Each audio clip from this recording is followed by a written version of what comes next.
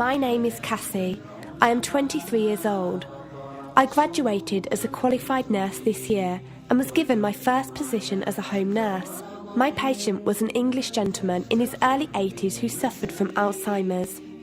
In the first meeting, the patient was given his record, and from it I could see that he was a convert to the religion of Islam, therefore he was a Muslim. I knew from this that I would need to take into account some modes of treatment that may go against his faith, and therefore try to adapt my care to meet his needs. I bought in some halal meat to cook for him and ensured that there was no pork or alcohol in the premises, as I did some research which showed me that these were forbidden in Islam.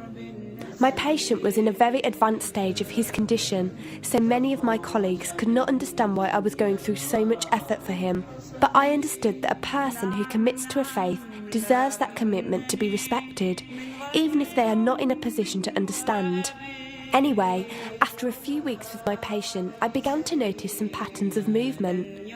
At first, I thought it was some copied motions he'd seen someone doing, but I saw him repeat the movement at particular times, morning, afternoon, evening. The movements were to raise his hands, bow, and then put his head to the ground.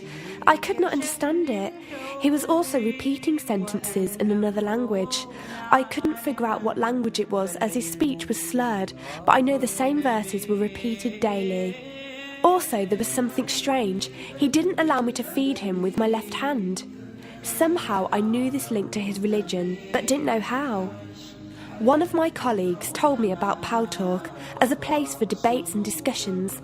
As I did not know any Muslims except for my patient, I thought it would be good to speak to someone live and ask questions. I went on the Islam section and entered the room True Message. Here I asked questions regarding the repeated movements and was told that these were the actions of prayer. I did not really believe it until someone posted a link on the Islamic prayer on YouTube. I was shocked. A man who has lost all memory of his children, of his occupation, and could barely eat and drink, was able to remember not only actions of prayer, but verses that were in another language. This was nothing short of incredible, and I knew that this man was devout in his faith, which made me want to learn more in order to care for him the best I could. I came into the Paltalk room as often as I could, and was given a link to read the translation of the Quran and listen to it. The chapter of the bee gave me chills, and I repeated it several times a day. I saved a recording of the Quran on my iPod and gave it to my patient to listen to. He was smiling and crying, and in reading the translation I could see why. I applied what I gained from Paltalk to care for my patient, but gradually found myself coming to the room to find answers for myself. I never really took the time to look at my life. I never knew my father. My mother died when I was 3. Me and my brother were raised by our grandparents who died 4 years ago, so now it's just the two of us. But despite all this loss, I always thought I was happy, content. It was only after spending time with my patient that I felt like I was missing something. I was missing that sense of peace and tranquility my patient, even through suffering, felt. I wanted that sense of belonging and a part of something that he felt, even with no one around him. I was given a list of mosques in my area by a lady on Paltalk and went down to visit one. I watched the prayer and could not hold back my tears. I felt drawn to the mosque every day, and the imam and his wife would give me books and tapes to welcome any questions I had. Every question I asked at the mosque and on Paltalk was answered with such clarity and depth that could do nothing but accept them.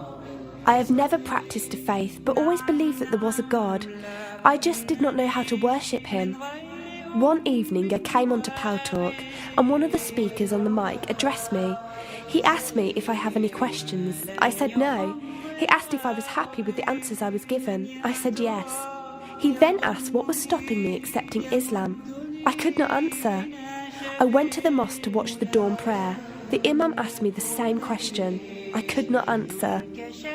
I then went to tend to my patient. I was feeding him, and as I looked into his eyes, I just realised he was brought to me for a reason, and the only thing stopping me from accepting was fear. Not fear in the sense of something bad, but fear of accepting something good and thinking that I was not worthy like this man. That afternoon I went to the mosque and asked the imam if I could say my declaration of faith, the Shahada. There is no God except Allah. Muhammad is Allah's messenger. He helped me through it and guided me through what I needed to do next. I cannot explain the feeling I felt when I said it.